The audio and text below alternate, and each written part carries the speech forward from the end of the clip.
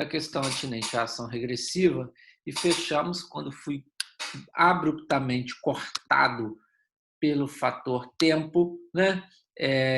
Lucas está vendo TV e nem lavou a cara. Não devia estar vendo TV, devia estar assistindo aula. Vamos lá, Lucas. Então, olha só.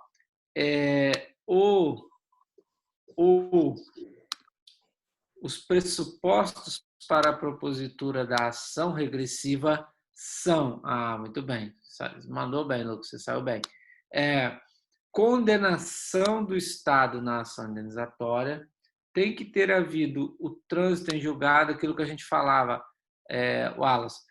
Pode ser que a vítima nem tenha recebido ainda, porque caiu em precatório, mas já pode ingressar com a ação regressiva, e se a ação regressiva terminar, antes disso, o agente público já vai começar a pagar. Eu esqueci de gravar.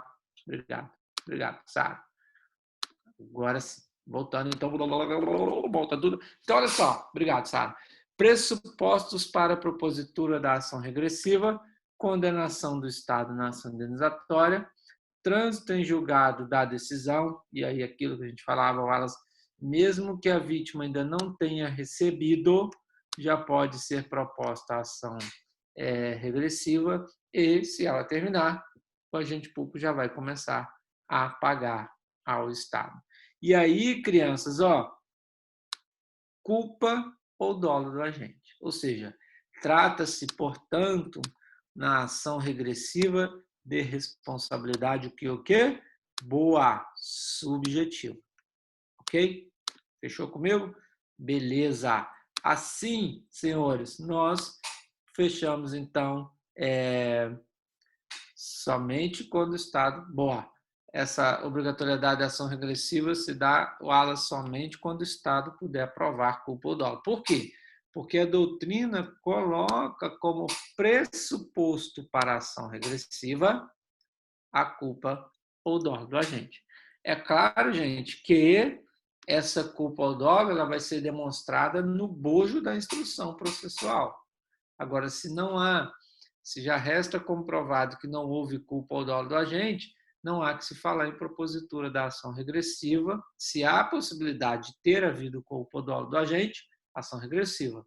Agora, se não existe essa possibilidade, não há que se falar em propor a ação regressiva, todo dispêndio de um processo, tanto no que concerne a desgaste, quanto no que tange a aspecto financeiro, né? Um processo custa dinheiro para o Estado, para o Poder Judiciário. Então, se não houver culpa ou dolo do agente, não será proposta a ação regressiva. Fechou? Vamos lá agora, vamos trazer algumas questões importantes que têm sido cobradas em concursos públicos aí. Primeira delas é a responsabilidade por atos lícitos. Tamo junto, garoto. Responsabilidade por atos lícitos. O que acontece aqui, gente? Veja, para que surja o dever do Estado de indenizar, basta que haja uma ação humana, ação do agente público, o nexo causal e o dano e o prejuízo. Veja, a conduta do Estado através do agente público não precisa ser ilícita. O Estado pode realizar um ato lícito e mesmo nesse ato lícito que traga benefício para toda a coletividade, mas se ele traz prejuízo para mim, vai surgir para o Estado o dever de indenizar. Então, responsabilidade civil do Estado por atos lícitos. Exemplo clássico, né? Aconteceu há pouco tempo aqui em Itaperuna e cai em concurso direto. Eu tenho o meu estabelecimento comercial aqui, tem meu estabelecimento comercialzinho aqui bonitinho, e está sendo feita uma obra pública aqui. Vocês se lembram das obra pública no centro de Itaperuna ali? Quebraram essa rua toda aqui, e agora, nessa obra aqui, durante essa obra pública, as pessoas não têm acesso ao meu estabelecimento comercial. Veja, é um ato lícito, que vai trazer benefício para toda a coletividade depois que arrumar essa rua aqui, inclusive para mim, mas durante a obra pública eu experimentei um prejuízo. E todo aquele que causa dano a outrem tem o dever de indenizar. Assim, senhores, mesmo que o ato praticado pelo Estado seja lícito, vai trazer benefício para toda a coletividade. Se eu comprovo lá, meu faturamento era de X, durante essa obra pública meu faturamento caiu para Y, isso aqui era para ser um Y, tá? Caiu para, vou botar um Y aqui que estou com preguiça de apagar. Caiu para Y. Veja, durante essa obra pública, se eu consigo comprovar que esse dano decorre desta ação estatal, que é lícita, vai surgir para o Estado o dever de indenizar. Assim, mesmo nas hipóteses em que o Estado atua conforme a lei e o direito, se ele causa prejuízo ao particular, tem que indenizar. Aquele exemplo que eu citei, nós somos todos vizinhos, moramos aqui na mesma rua. O município veio e asfaltou a nossa rua. Todo mundo ganhou com isso. Nosso imóvel foi valorizado. Só que para asfaltar a rua, houve um levantamento do piso em 10 centímetros. E agora, toda vez que chove, depois dessa obra, a minha casa é inundada. Veja, ato lícito, trouxe benefício para toda a coletividade, que é o asfaltamento, valorizou as nossas propriedades, mas eu experimentei um prejuízo. Surge para o Estado, se eu provar que o prejuízo que eu experimentei decorre de uma ação estatal, eis um nexo causal, surge para o Estado dever de indenizar, mesmo que o seu ato seja lícito. Fechou? De boa? Tá aí. E a gente citou o exemplo de responsabilidade civil por ato lícito em decorrência de uma obra pública. E aí? Como é que fica essa situação da obra pública? Como que vai ser apurada aqui uma fotinha que eu coloquei para você aqui, ó. Como que vai ser apurada a responsabilidade civil do Estado no caso de obra pública, que a gente sabe que essa obra pública é um ato lícito, mas esse ato lícito pode, aqui, ó, quanto está essa construção aqui, ó, os moradores daqui, os empresários sofrem um prejuízo. Então, o que acontece aqui? Se há um prejuízo, se há dano em decorrência da obra pública, aplica-se o artigo 37, parágrafo 6º, responsabilidade objetiva do Estado. Contudo, imagine que não é o Estado que está realizando essa obra pública diretamente. Ele celebrou um contrato administrativo, uma empresa, uma empreiteira, venceu a licitação para realizar aquela obra pública. O Estado, então, celebra um contrato administrativo com essa empreiteira. Veja, se o prejuízo é causado em decorrência de culpa exclusiva do empreiteiro, olha só, a responsabilidade será da pessoa jurídica que causou o prejuízo. Qual é a pessoa jurídica que causou o prejuízo? Veja, nós estamos diante de uma pessoa jurídica de direito privado que está prestando um serviço público. Então, a responsabilidade é desta pessoa jurídica. Que a gente viu lá pelo 37, parágrafo 6º, a responsabilidade é objetiva. Contudo, neste caso, se nós vamos... Opa, fiz besteira aqui. Se nós vamos ter que demonstrar culpa do empreiteiro, nós estamos diante de responsabilidade o quê? Subjetiva. Se tem que demonstrar culpa ou dolo, se a vítima precisa demonstrar culpa ou dolo, nós falamos de responsabilidade subjetiva. Então, olha só, se quem está realizando essa obra pública aqui é o próprio Estado, a responsabilidade é objetiva. Agora, se o prejuízo que eu experimentei decorre de culpa exclusiva do empreiteiro, eu tenho que provar essa culpa, responsabilidade é do empreiteiro e será subjetiva. O Estado só vai responder subsidiariamente. Ok? Estão comigo? Estão dormindo?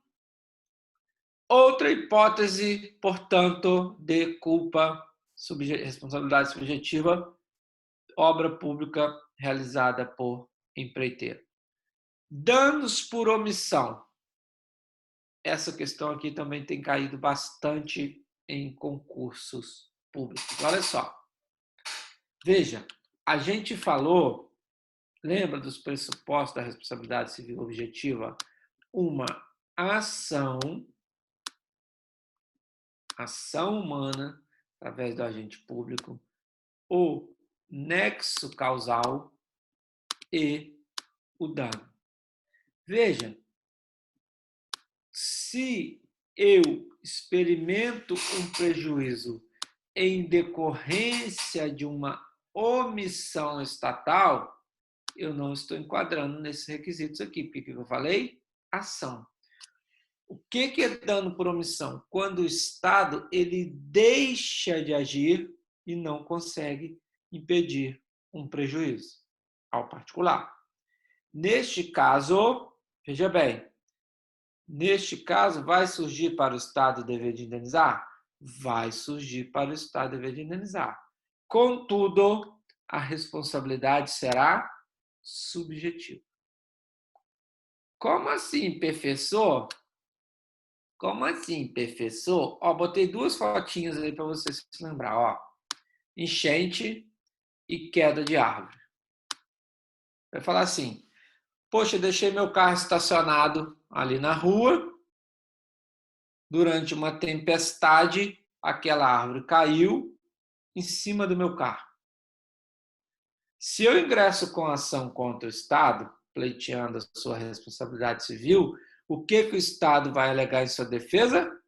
Força maior, um evento da natureza incontrolável que não teríamos como evitar a força do vento derrubar aquela árvore.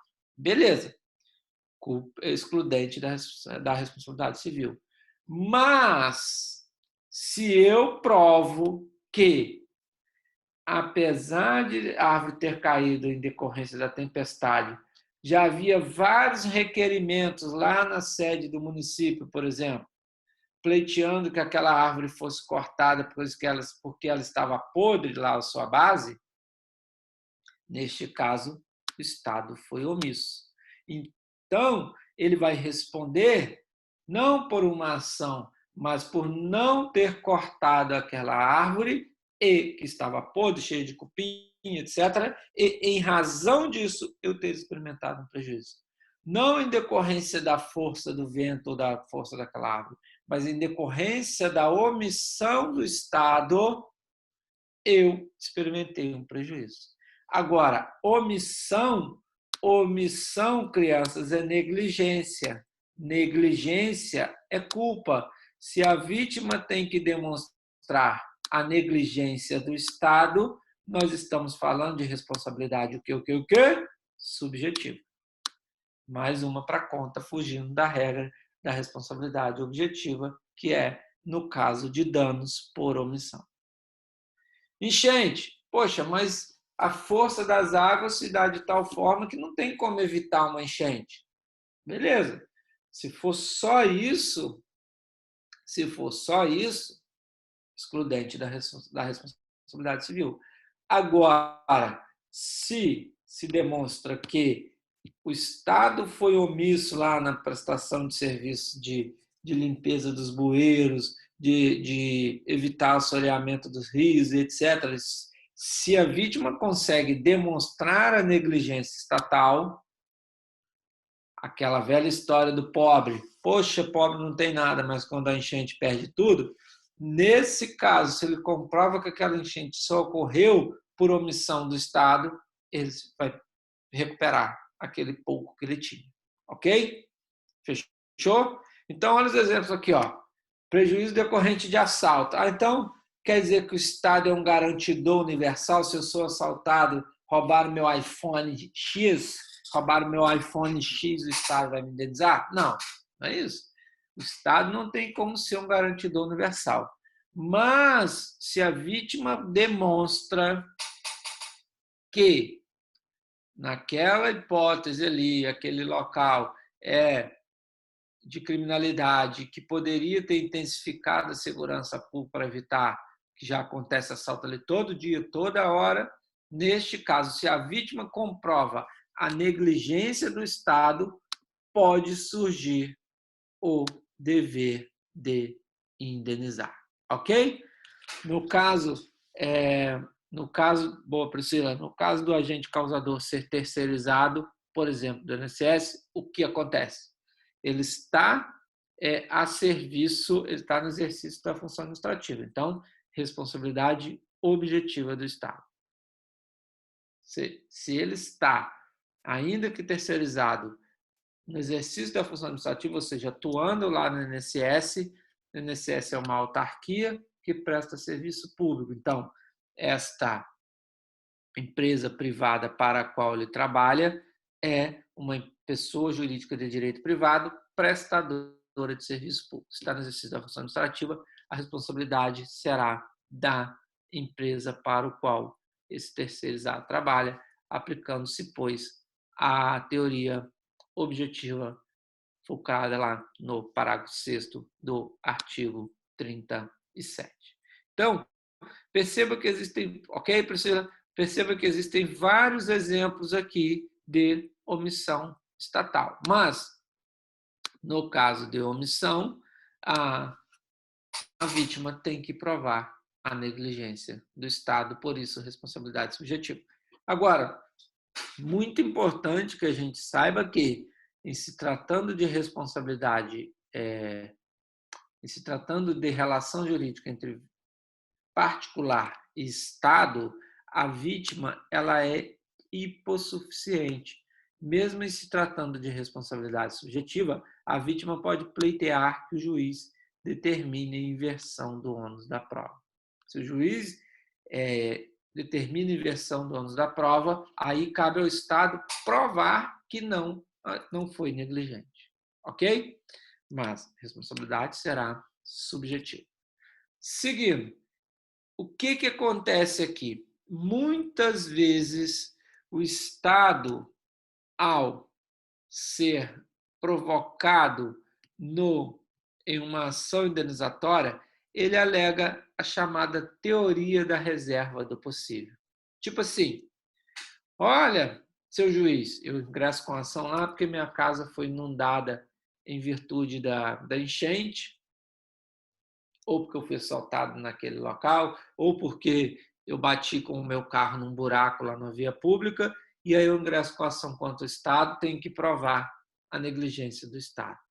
O Estado, em sua defesa, fala assim, olha, seu juiz, eu sei que cabe a mim uma série de atividades, mas eu preciso gastar 100, eu só tenho 10, e o Estado tem que escolher onde investir. Ou seja, a teoria da reserva do possível para excluir a responsabilidade estatal na implementação de políticas sociais e de políticas públicas. Então, o que acontece? Imagina se o Estado, toda vez que fosse réu em uma ação indenizatória, falar: olha, eu sei que eu tenho que investir nas estradas, mas eu tenho que dar prioridade à saúde, os meus recursos são finitos.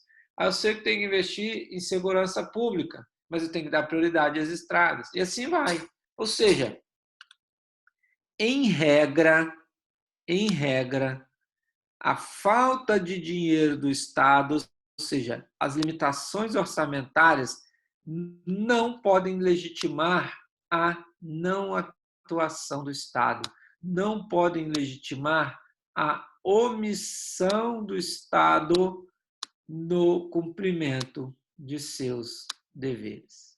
É por isso que a gente ouve falar aí do chamado ativismo judicial, que o juiz determina que o Estado adote determinada política pública, o juiz determina que o Estado arque lá com as despesas de internação de um paciente, caso não tenha vaga no hospital público, interna no particular, é o Estado que vai pagar. Ah, mas eu não tenho dinheiro, vou deixar de investir em outro local. O juiz olha nos olhos do Estado e diz, era do gelo 1, os dodôs, problema de vocês, problema de vocês. Ou seja, as limitações orçamentárias, a falta de dinheiro do Estado não pode ser justificativa para deixar que ele cumpra com seus deveres fundamentais. Senão, gente, a gente poderia largar isso também. Gente, ó, eu preciso pagar luz, eu preciso pagar água, eu preciso pagar, fazer compra, mas não posso pagar não, porque eu tenho um monte de outras tarefas para cumprir, eu vou deixar de pagar a luz esse mês, né? Não dá, não cola. Essa, portanto, é a regra. Não se admite, havendo conflito entre o mínimo existencial e a teoria da reserva do possível, vai prevalecer o mínimo existencial. Tem exceção? Tem exceção. Deixa eu ver a pergunta aqui antes de eu partir para a exceção. No caso de vigilante terceirizado de uma PJ de direito público, quando este extrapola em sua conduta, quem responde é a empresa terceirizada, ok? É a pessoa jurídica na qual aquele agente público está vinculado, agente particular, mas que está prestando serviço público. Então, a empresa responde e a tomadora de serviço vai responder de forma subsidiária, ok? Beleza? Ok, Wallace? Perfeito. Vamos lá. Exceção da teoria da reserva do possível. O STF admite a utilização da teoria da reserva do possível desde que haja justo motivo objetivamente comprovado. Ou seja, cabe ao Estado demonstrar que não teve como concretizar aquela pretensão solicitada. Ou seja, inundou a cidade toda aqui no mês de janeiro, fevereiro, não foi? Beleza.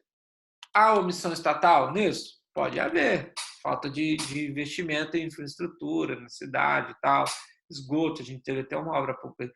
Mas se o Estado demonstra que não teve como concretizar aquela pretensão, aí, com base na teoria da reserva do possível, se ele demonstra objetivamente, aí não vai surgir o dever de indenizar. Mais uma situação importante, galera. Caraca, eu não vou conseguir terminar esse tema hoje. Relações de custódia. Isso é importante, galera. Olha, vou começar pelos exemplos para que vocês possam imaginar. Preso, morto na cadeia por outro detento. Criança vítima de briga. Lembra da Já Acabou, Jéssica? Já acabou, Jéssica. A menina campou na porrada dentro da escola. Não posso falar porrada. Tampou na pancada dentro da escola. E aí? A responsabilidade, ainda que sejam duas crianças, dois adolescentes brigando, a responsabilidade é da escola. Bens privados, imagina que o carro do sujeito é apreendido, enquanto ele vai regularizar lá para tirar o carro do galpão, quando ele vai tirar o carro está todo depenado. Bens privados no galpão da Receita Federal, em qualquer outro galpão. O preso que se... Olha só essa aqui, importante, houve mudança no entendimento da STF recente. O cara se matou dentro da cadeia. O que acontece? Nessas relações de custódia, em que cabe ao Estado garantir a integridade das pessoas ou das coisas submetidas à sua responsabilidade, a responsabilidade do Estado ela é objetiva.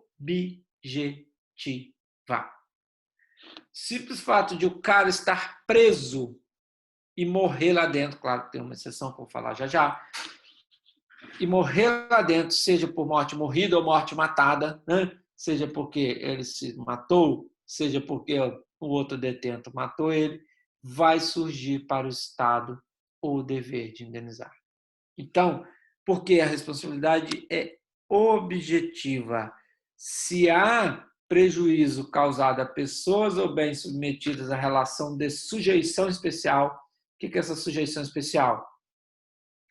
Esse preso está sob a custódia do Estado. Olha que situação interessante agora com o Covid. morre um preso lá com Covid. E aí? Será que a infecção, né, com o vírus decorreu? Será que o Estado teria como impedir? Será que essa morte é causa natural ou o Estado teria que ter isolado essas pessoas para que elas não fossem infectadas pelo vírus? O que acontece? Vamos para raciocinar com isso. Se há danos ou prejuízos causados a pessoas ou bens submetidos à relação de sujeição especial, o Estado tem o dever de garantir a integridade da pessoa ou do bem que está submetido à sua custódia. Por isso, crianças, a responsabilidade é objetiva, inclusive contra terceiros. Perceba, quem matou o preso foi outro detento, não teve ação do Estado.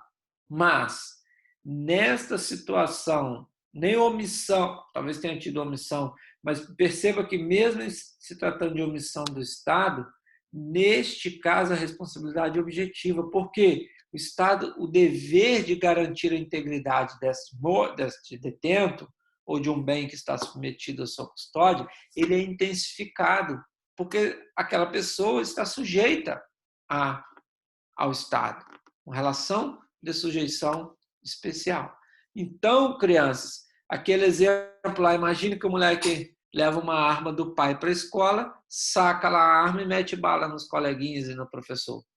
Veja, responsabilidade objetiva do Estado. Porque no momento que você pega o seu filho, entrega, o pai ou a mãe coloca lá, coloca dentro da escola pública, a responsabilidade da custódia daquela criança é do Estado. E aí? Se ela experimenta algum prejuízo, se ela é agredida por um coleguinha, se ela toma um tiro lá de um colega, a responsabilidade é objetiva do Estado. Quando que vai excluir a responsabilidade civil? Se a morte decorre de causas naturais. Agora é comum preso morrer de pneumonia, né? O cara vai lá, tá todo, dá um banho nele, bem bonitinho, todo molhado, bota lá no ar-condicionado, lá, isso lá na Europa, tá? No ar-condicionado, em frente ao ar-condicionado, com o peito assim no ar-condicionado. Vai morrer de causa natural, pneumonia, né, gente? Mas, veja, a pessoa está sob a custódia do Estado. Se ela venha experimentar um prejuízo ainda, que o ato seja praticado por terceiro, responsabilidade civil do Estado. O que exclui a responsabilidade civil do Estado? Causa natural, que aí é força maior.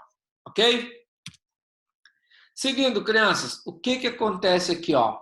Perceba que em relação de custódia, mesmo que a conduta não tenha sido praticada pelo agente público, foi outro detento que matou, por exemplo, vai surgir a responsabilidade objetiva do Estado.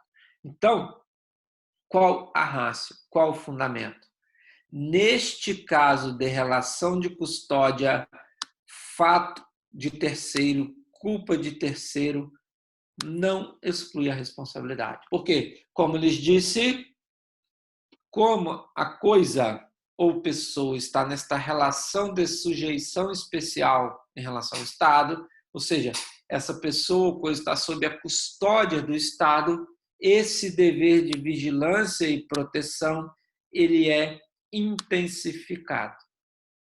Assim, se tem lá duas facções distintas e o Estado coloca o membro de uma facção na outra, ele não intensificou esse seu dever de vigilância. E outro detento mata, responsabilidade objetiva do Estado.